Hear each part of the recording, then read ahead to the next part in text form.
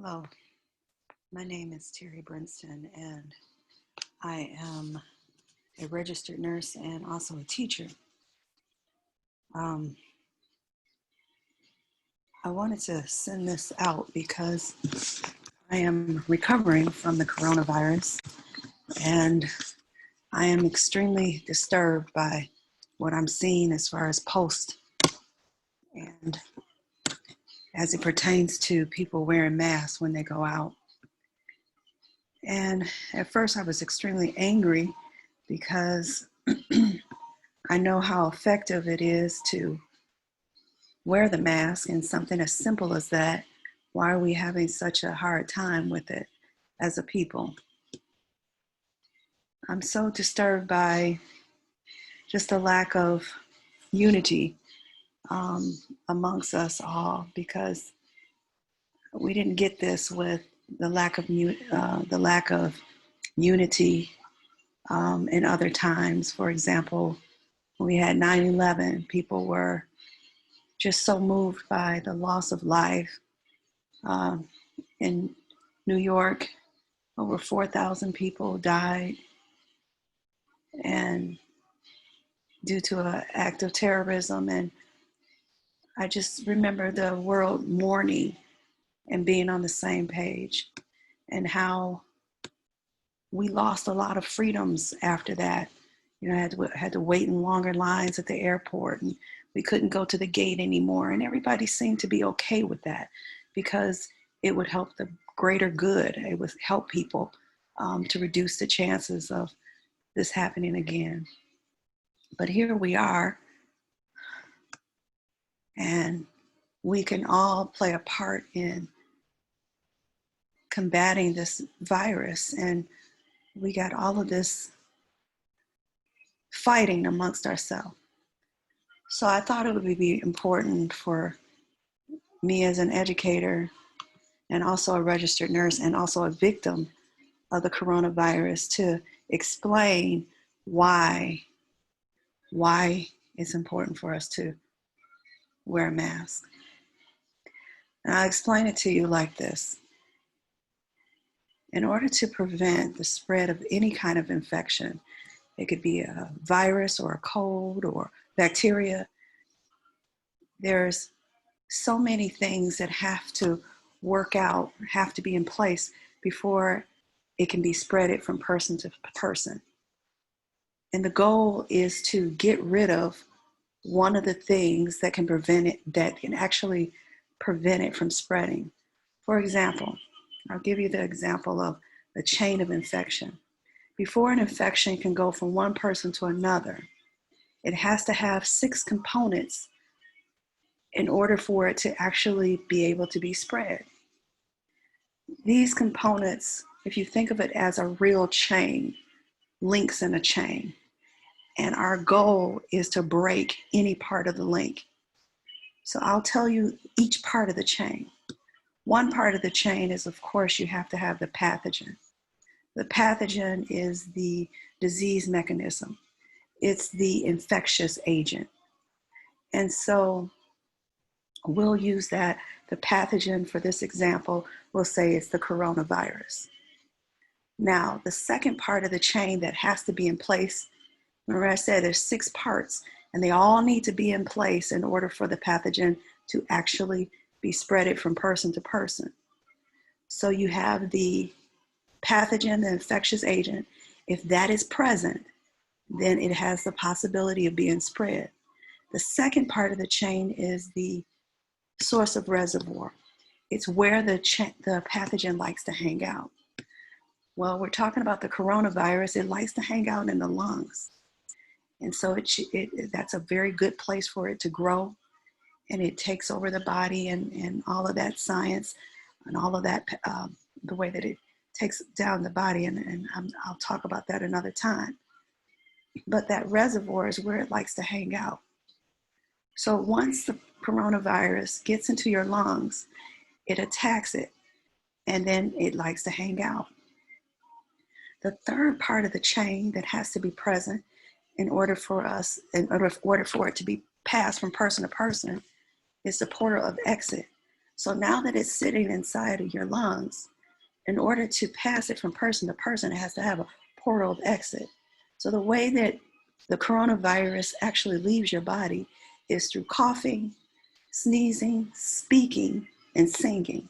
So anytime you blow out and there's droplets, I don't know if you've ever looked at an array of light, and you're in a dark room and you look at a ray of light that's coming into the room, and you see all the pathogens that are flying around.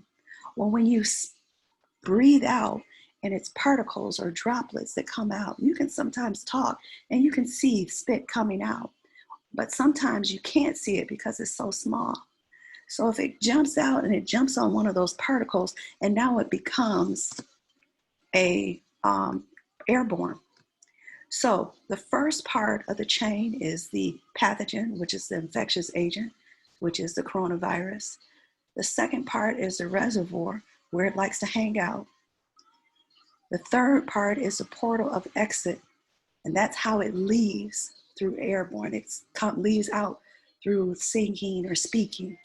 You have other ways that certain pathogens leave your body. They can leave it through an open cut on your skin. You can leave it through sexual transmission. You can leave it through, your tears. And now they're finding that the coronavirus can be transferred through tears. Really haven't heard anything about through sweat and things like that. But it leaves the body. That's portal of exit. Now, once it leaves the body and it actually leaves out, now it has to have a means of transmission. Now, a means of transmission, it could be airborne and you can breathe it in. And so they're finding that these pathogens can actually become airborne, and now the mode of transmission is through the air. They're also finding that the mode of transmission can be from droplets on a surface. I did read that the pathogen, the coronavirus, can stay alive on a surface for up to 3 days. That's very disturbing. I'm sorry, for 3 days or 3 hours. Okay, I just wanted to verify that the coronavirus can live for hours to days on surfaces. And so with that, like on doorknobs or on plastic, and so it can live for quite a bit of time. And so the means of transmission could be direct contact. It can also be through the air.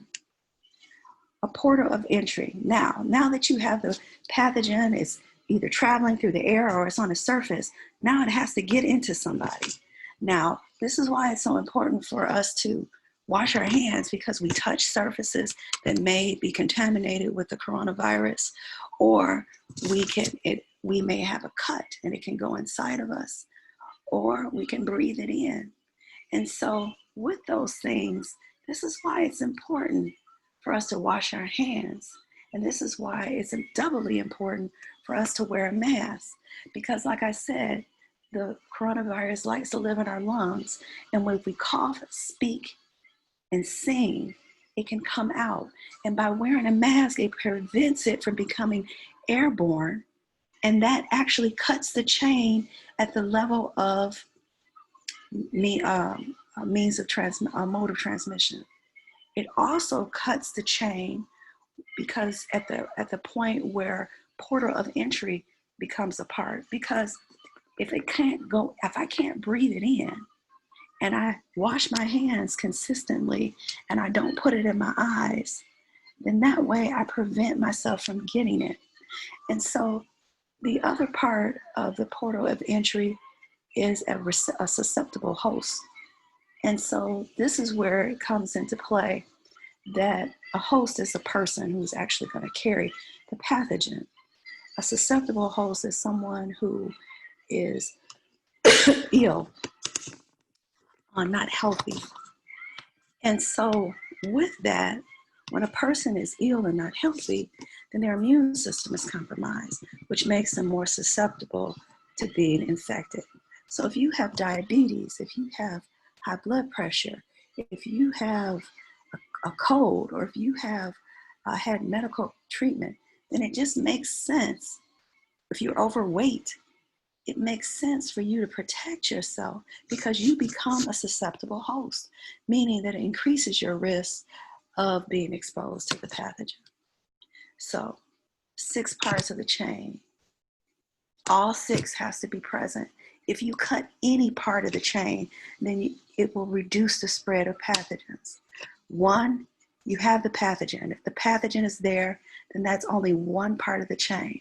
The reservoir, it likes to live in the lungs. Portal of exit, the goal is to get it at the portal of exit. If it can't leave out of you, then it can't infect anyone. And that means it cuts the chain and it reduces the chance of it being spread. Means of transmission, if you are constantly washing your hands, wiping surfaces, making sure you wear a mask, then you prevent it from being transmitted through the air. Port of entry, making sure that you keep your hands, if you have any cuts, make sure you cover them up. Make sure you're washing your hands. That cuts it at that area of the portal of entry. And being a susceptible host. If you have medical conditions, or if you have a low immune system, you need to be careful. You need to reduce your chance.